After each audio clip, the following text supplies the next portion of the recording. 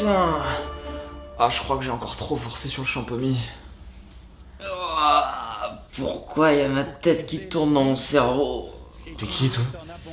Je sais pas. Bon, ça dit de regarder un dessin animé? Quoi? Je sais pas vous, mais les dessins animés, je trouve ça quand même vachement bien. Mais à qui tu parles? Ouais, laisse tomber.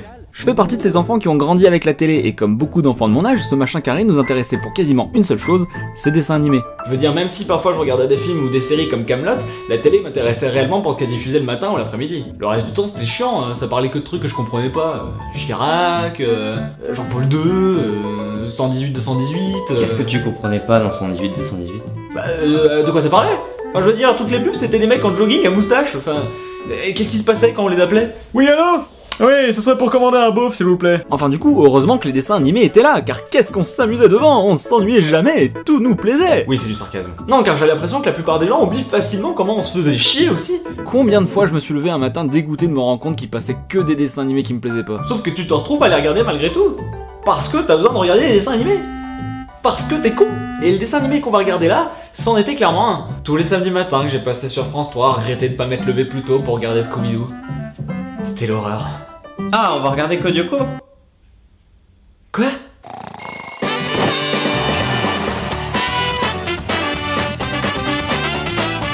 Bon, Garfield et compagnie est une série d'animation comique franco-américaine diffusée pour la première fois sur France 3 en 2008 lors de l'émission To Wham. Et vous n'êtes pas sans savoir que Garfield est une adaptation. Ouais, s'adapter du chef-d'œuvre avec Koei. Comment j'ai pu me bourrer la gueule avec toi? Bref, Garfield et compagnie est donc adapté de la BD éponyme Garfield, créée par Jim Davis. On a donc affaire pour la première fois dans cette émission à une adaptation de BD. Et vous savez à quel point en France, on kiffe adapter les BD. Pourtant, généralement, on retient que le cinéma, alors que le monde des séries d'animation fait vraiment pas l'impasse là-dessus. Peut-être parce que ça paraît plus normal, vu que les BD sont déjà des dessins, c'est comme si on faisait qu'animer les tomes. Ce qui est généralement d'ailleurs le cas. Mais bref.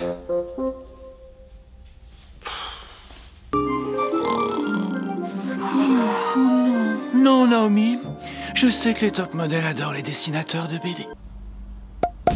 Bonjour John, c'est l'heure, c'est le grand jour aujourd'hui. Debout là-dedans. Je déteste faire ça. Non, j'adore.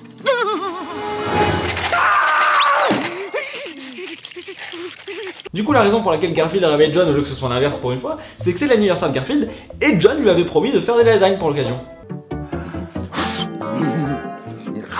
Oh, c'est génial, génial.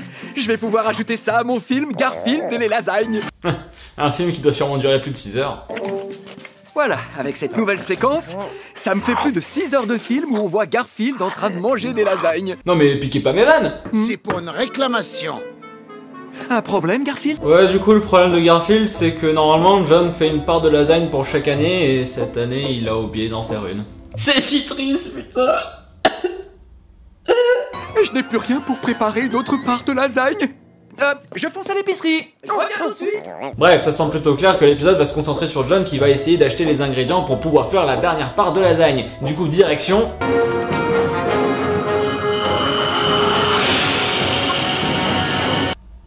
l'espace?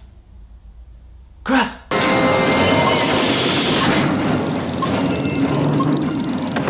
Plus que 24 Zordnik pour atteindre la planète à envahir, votre Altesse. Très bien, j'arrête. J'en ai dans le cul. Qu'est-ce de merde?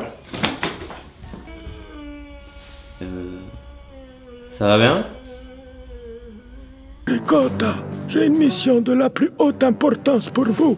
Pourrais-je commander l'invasion, votre grandeur tomateuse? Bon, sérieusement, qu'est-ce qui s'est passé là? Qui, dans la réunion de scénaristes, est arrivé avec cette idée? Alors suite à ce que John se rende compte qu'il manquait du coup une lasagne, je pensais qu'on pouvait le suivre dans son aventure, en train de chercher des ingrédients au supermarché, mais qui galère un peu, vous voyez, un peu le coup classique. Non, c'est de la merde. Moi, j'ai une super idée. Hein. Et si Garfield se retrouvait face à des lasagnes venues de l'espace qui veulent envahir le monde et dont le chef a une voix de mafieux italien? Que cet homme vienne dans mon bureau après la réunion. Nous allons nous faire plein de petits bisous. Avec plaisir, patron. Quelle horreur! Quand est-ce arrivé? Ça, c'est un mystère. Nous avons vérifié, personne ne manque à l'appel chez nous. C'est la première fois que nous trouvons des êtres qui nous ressemblent dans l'univers. Après, ça soulève des questions, hein. Non, parce que peut-être qu'il y a aussi un autre univers où on est un plat. Dans le sens où il faut plusieurs ingrédients pour nous faire. Et voilà, le dîner est prêt. Waouh, ça a l'air vachement bon. Tu sais tellement bien faire les humains, toi. Ah, je t'apprendrai à l'avenir. Arrête de jouer sur ton portable, on mange. Alors, qui veut la tête? Tu sais bien ce que je veux. Oui, on sait, Thierry, que toi c'est ce qui est en bas que tu préfères. Moi, je veux bien la tête. Et une tête pour Patrick. Vision d'approche de l'objectif. Bon déroulement de la mission. Je reprends le contact dès que possible. Le mec arrive quand même à bord d'un fouet électrique. Ah, je pense que je verrai plus mes ustensiles de cuisine de la même manière. Hé vous vous êtes fait avoir, humain. Vous avez libéré mon vaisseau et je vais pouvoir repartir sur ma planète. De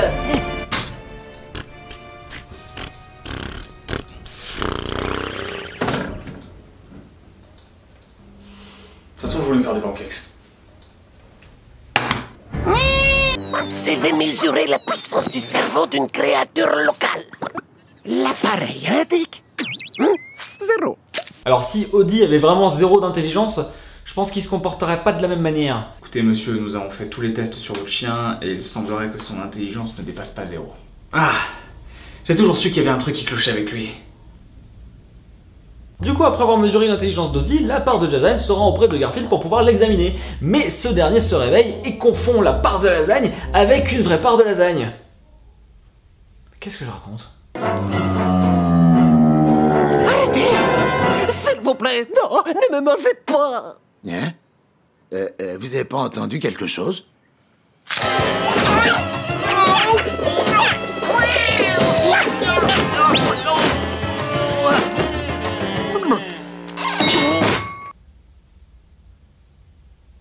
Et c'est à ce moment-là que la part de lasagne dévoile cette technique d'arts martiaux et défonce Garfield qui se prend la table à repasser sur la tronche. Oh, grand fou! J'aime pas du tout les lasagnes qui font des arts martiaux! Déjà, c'est une réaction plutôt calme de sa part face à la découverte d'une part de lasagne vivante, mais ce qui le dérange réellement, c'est vraiment qu'il fasse juste des arts martiaux. Eh mec, tu savais que Hitler était toujours en vie, il vivait dans les Alpes de l'océan Pacifique, une région encore inconnue du grand public car les gouvernements nous la cachent pour qu'on soit pas au courant des expérimentations. Oh non! Ma crêpe est un vieux complotiste de merde. Toutes ces années, sans savoir que les lasagnes parlaient, oh, pourquoi n'avait-elle jamais rien dit? S'il n'y avait pas que les lasagnes, si les raviolis aussi étaient vivants, si les cannelloni se mettaient à me frapper, sans oublier les pizzas, alors je mourrais de faim! Mais non, t'inquiète, tout ce que t'as à faire, c'est vivre dans le déni. Ah non, un œuf? Du calme, je comprends rien. Vous avez vu, Audi est moins compréhensible qu'une part de lasagne. Ouais, pas mal. Merci, c'est gentil. C'est qui, lui? J'en sais rien, mais c'est vrai, t'es qui? Qu'est-ce qu'il y a? Quelque chose dehors?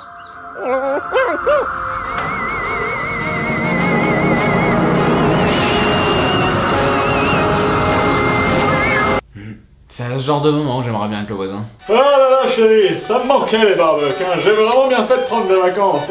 J'en avais besoin.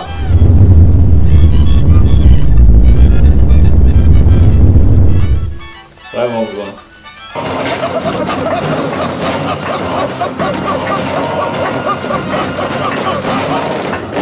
Attends, c'est vraiment ça leur armée pour envahir la Terre? Tu les asperges d'une bouteille d'eau, ils sont morts! Enfin du coup, Audi se fait attaquer par l'armée de lasagne pendant que Garfield se cache dans la buanderie. Le pauvre! Si j'avais un minimum de courage, je sortirais d'ici pour aller sauver mon ami. Heureusement pour moi, j'en ai pas.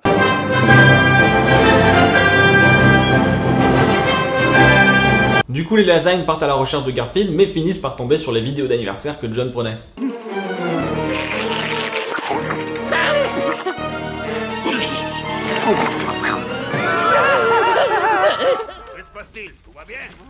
Vous avez vu ça? Regardez ce qu'il fait à nos semblables! Fuyons cette horrible planète! Attends, mais en voyant les vidéos depuis leur satellite où les lasagnes étaient prises en otage, ils pensaient que les terriens ils faisaient quoi avec elles? Un Kems? Les gars, il est temps d'en finir. Fuyons! Allons-y! Donc ils s'en vont réellement comme ça. C'est quoi cette invasion de merde? Non mais vous imaginez si les Romains au moment d'envahir la Gaule, ils avaient réagi à la moindre opposition? Gaulois, nous venons vous envahir. On veut pas. Non, il faut revoir tous nos plans. Ça s'appelle Astérix. Bon ok, c'était un mauvais exemple, mais ça reste totalement con. Enfin bref, l'épisode se termine sur John qui revient avec la dernière part de lasagne, sauf que cette fois-ci, Garfield est traumatisé et n'en veut plus.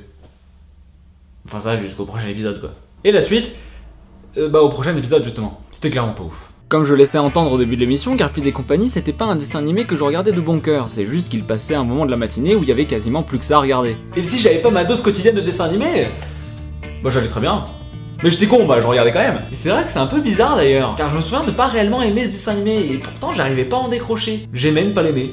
Je pense qu'on est beaucoup à avoir grandi avec des dessins animés qu'on n'aimait pas forcément mais qu'on continuait à regarder malgré tout. Me mentez pas, je le sais, vu le nombre de fois que j'ai entendu quelqu'un dire « Ah putain ouais, ce dessin animé, ouais, je le regardais tout le temps. » Ah c'était bien de la merde. Mais en soi la raison pour laquelle je trouve pas ça ultra ouf comme série, ça peut sûrement s'expliquer. C'est même tout con. Encore une fois, comme dit au début, Garfield et compagnie est une adaptation d'une BD, je pense que je vous apprends rien en disant ça. Mais le truc qu'on oublie assez souvent, c'est que les histoires de Garfield, ça dépassait pas les 3 cases généralement. C'est vraiment ultra court comme gag, et si la série aurait vraiment voulu être fidèle, ça aurait plus ressemblé à ça. Ah là là, je suis si triste et seul dans la vie. Bien fait pour ta gueule. Mais heureusement que Garfield est là pour me soutenir. Va crever, grosse merde.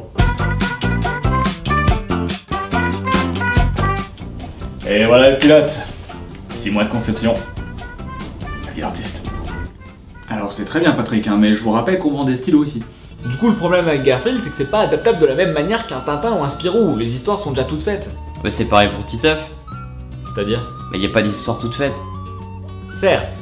Mais la différence, c'est que Titeuf, c'est quand même beaucoup plus développé. Déjà parce que malgré tout, dans une BD Titeuf, ça arrive qu'il y ait un fil rouge tout le long d'un tome, et que les planches se résument pas à 3 cases anecdotiques. Et attention, hein, je critique pas Garfield en soi, car c'est une BD que je trouve plutôt rigolote, mais il est indéniable de dire que la BD ne regorge pas d'un univers ultra foisonnant. Et la preuve avec ce premier épisode. Non, car il faut le noter quand même que pour le pilote de la série, les gars se sont dit qu'ils allaient partir sur un délire chelou avec des lasagnes extraterrestres qui viennent envahir le monde. Ah c'est vrai que quand tu penses à Garfield, c'est la première idée qui te vient à l'esprit.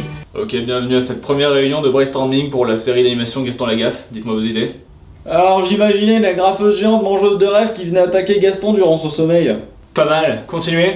Alors moi j'avais réfléchi à une histoire qui allait un peu plus en profondeur dans le passé de Gaston, parce qu'en vérité il avait été abandonné à l'âge de 6 ans dans un orphelinat durant la Seconde Guerre mondiale, et on apprendrait qu'en gros son père était en vérité le frère caché d'Hitler.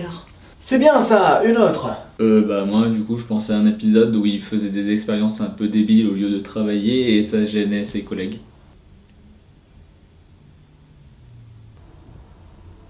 C'est un peu chelou, mais bon, écoutez, je vais le noter dans le coin. Oui, je me moque, car généralement, bah, ce genre d'épisodes bizarres, ils viennent après une flopée d'épisodes, quand t'as plus d'idées. Mais là, dès le premier épisode, on dirait qu'ils en avaient déjà plus. Enfin, ça annonce pas que du bon pour la suite, quoi. Mais pourquoi t'aimes pas déjà cette série? Bah déjà, pour tout ce que je viens de dire.